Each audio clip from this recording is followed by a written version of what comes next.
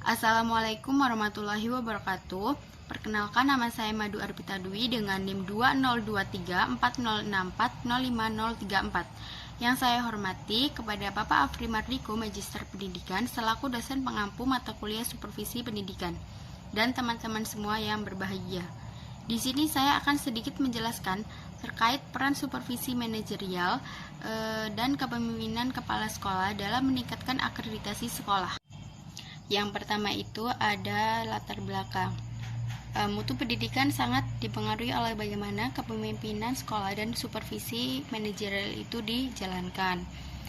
Seorang kepala sekolah yang memiliki visi jelas dan mampu memimpin dengan baik akan mendorong terciptanya suasana belajar yang efektif dan bermutu. Supervisi manajerial berbasis nilai Islami juga penting karena mencerminkan prinsip amar ma'ruf nahi mungkar, yaitu mengarahkan pada hal-hal positif dan mencegah penyimpangan dalam pengelolaan sekolah. Lalu akreditasi sekolah berfungsi sebagai bentuk evaluasi dari luar yang membantu sekolah memperbaiki dan meningkatkan kualitasnya secara berkelanjutan. Di era digital ini, kepala sekolah dituntut untuk lebih inovatif, transparan, dan adaptif agar dapat menyesuaikan diri dengan perubahan teknologi dan kebutuhan pendidikan masa kini. Lalu ada rumusan masalah. Yang pertama itu bagaimana pelaksanaan supervisi manajerial kepala sekolah dalam mendukung akreditasi. Lalu yang kedua, bagaimana kepemimpinan sekolah mempengaruhi mutu pendidikan dan akreditasi. Yang terakhir itu ada faktor apa saja yang mendukung dan menghambat keberhasilan akreditasi.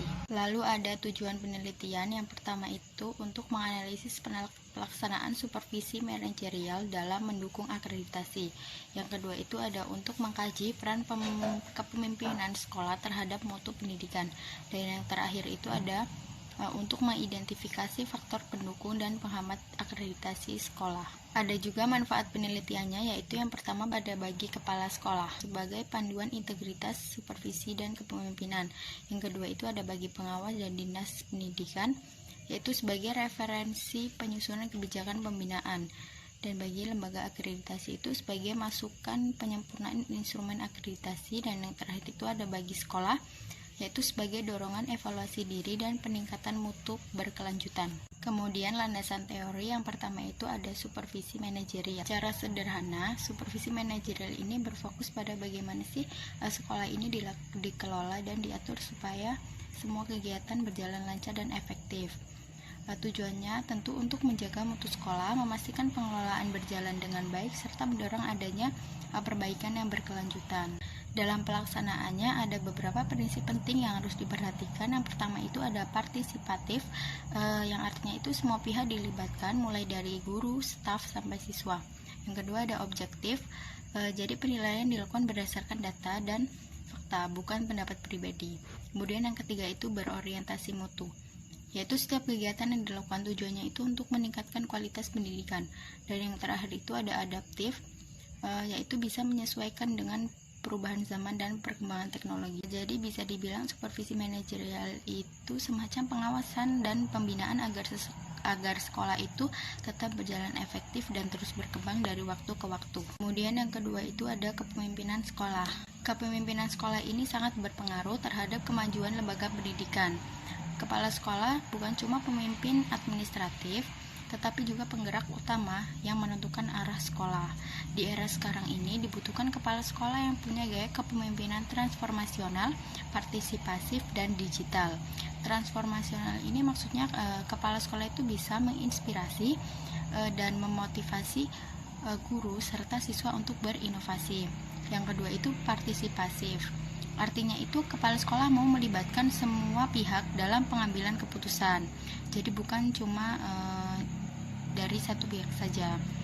Sementara digital berarti kepala sekolah itu harus melek teknologi dan mampu memanfaatkan TIK dalam pengelolaan sekolah maupun pembelajaran. Jadi kesimpulannya itu kepala sekolah di era digital sekarang ini harus bisa jadi pemimpin yang visioner, inspiratif, dan membawa perubahan positif untuk kemajuan sekolah. Terakhir itu ada akreditasi. Akreditasi ini merupakan proses penilaian kelayakan dan mutu sekolah yang dilakukan oleh Badan Akreditasi Nasional Sekolah atau Madrasah. Penilaian ini didasarkan pada 8 standar nasional pendidikan, mulai dari standar isi, standar proses, standar penilaian pendidik, sarana prasarana, hingga pengelolaan dan pembiayaan. Tujuannya sendiri itu untuk menjamin mutu pendidikan, memastikan sekolah itu benar-benar memenuhi standar yang berlaku dan memberikan kepercayaan kepada masyarakat bahwa sekolah tersebut layak dan berkualitas. Namun dalam pelaksanaannya itu ada beberapa tantangan, terutama di daerah seperti Lampung. Misalnya fasilitas sekolah yang masih terbatas, kemampuan manajerial kepala sekolah yang belum maksimal, dan budaya literasi yang masih rendah di kalangan guru maupun siswa. Jadi akreditasi ini bukan cuma untuk formalitas saja, tetapi merupakan cara bagi sekolah untuk tahu sejauh mana kualitasnya dan apa saja yang perlu diperbaiki di kedepannya. Kemudian ada metode penelitian. Metode penelitian ini menggunakan pendekatan kualitatif deskriptif. Kemudian lokasinya ada di SD Negeri 1 Klaten. Teknik pengumpulan datanya itu menggunakan observasi, wawancara, dan dokumentasi. Analisis datanya itu menggunakan model Miles, Huberman, dan Saldana atau reduksi, display, dan verifikasi. Lalu kesimpulannya itu adalah supervisi manajerial yang sistematis dan kepemimpinan visioner merupakan kunci keberhasilan untuk akreditasi sekolah yang berkelanjutan. Untuk mewujudkannya, kepala sekolah itu harus bisa bertransformasi menjadi pemimpin yang inovatif, partisipatif, dan berlandaskan nilai-nilai Islam guna mendorong peningkatan mutu pendidikan secara holistik. Baik, itu saja yang dapat saya sampaikan. Saya akhiri. Wassalamualaikum warahmatullahi wabarakatuh.